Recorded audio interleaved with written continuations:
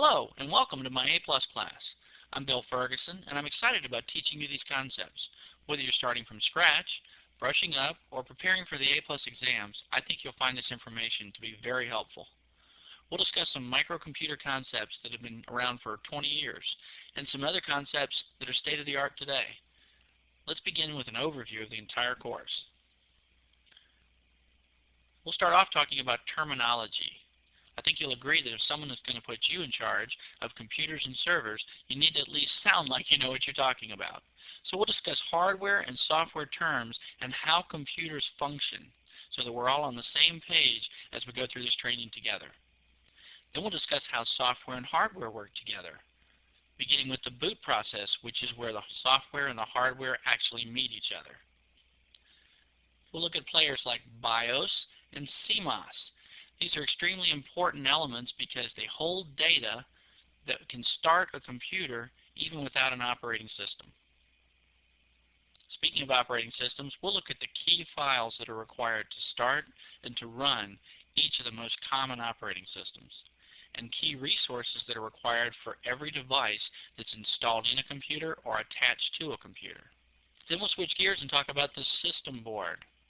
System board is also called the motherboard, and it contains all of the devices of the computer.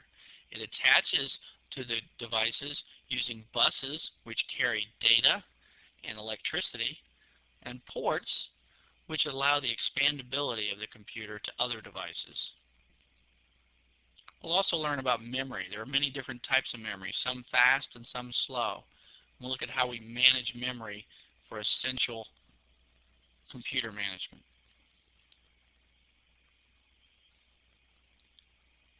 Next, we'll examine data storage.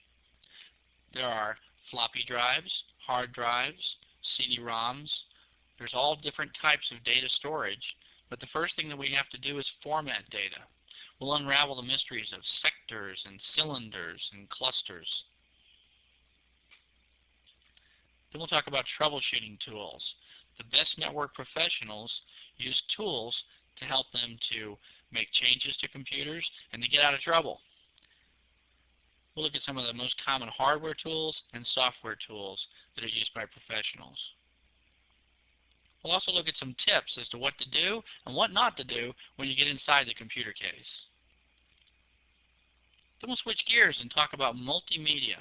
This is a high technology that is used within a computer to recreate sounds and to recreate pictures. So we'll look at how audio and video are produced inside a computer and unravel the mysteries of sampling rates and compression. Then we'll turn our attention to electricity and power supplies. We'll discuss terminology of electricity, like what is a watt, what is an amp, what is an ohm, and how to measure these. Then also the computer power supply.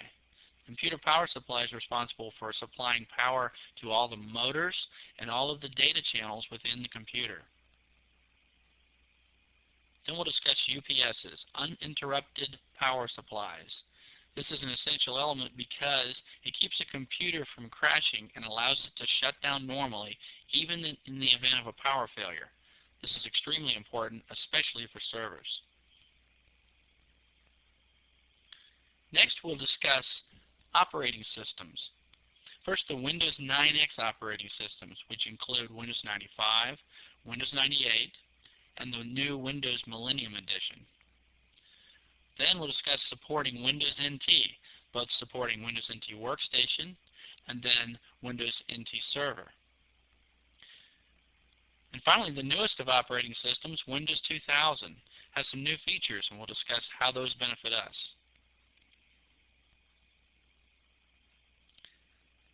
Then we'll turn our attention to communication. First, communication over the telephone lines using modems. Then communication on the intranet, which is a network within an organization using network interface cards and protocols. And then finally, the internet, the largest network, a network between networks. And the largest network, of course, being the internet, which is powered by DNS, domain name servers, and TCP/IP, Transmission Control Protocol / Internet Protocol. We'll look at how to configure and set each of these communications options. Then we'll switch gears and talk about printers. We'll look at all the different hardware types and the software and settings for different types of printers. We'll even see how a laser printer actually prints. Then we'll learn about notebook computers. There are some fundamental differences between notebook computers and desktop computers, and this makes a big difference in how we configure them. Then we'll discuss preventative maintenance.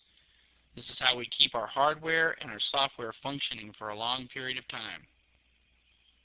And last, we'll discuss backups and fault tolerance. The worst thing that a person in charge of computers and servers can do is lose data. So we'll discuss how do we keep from losing data in the event of a catastrophe, such as a server crash, or an actual catastrophe like a fire or an earthquake. So as you can see, we've got a lot to talk about. Let's go ahead and get started with our first lesson.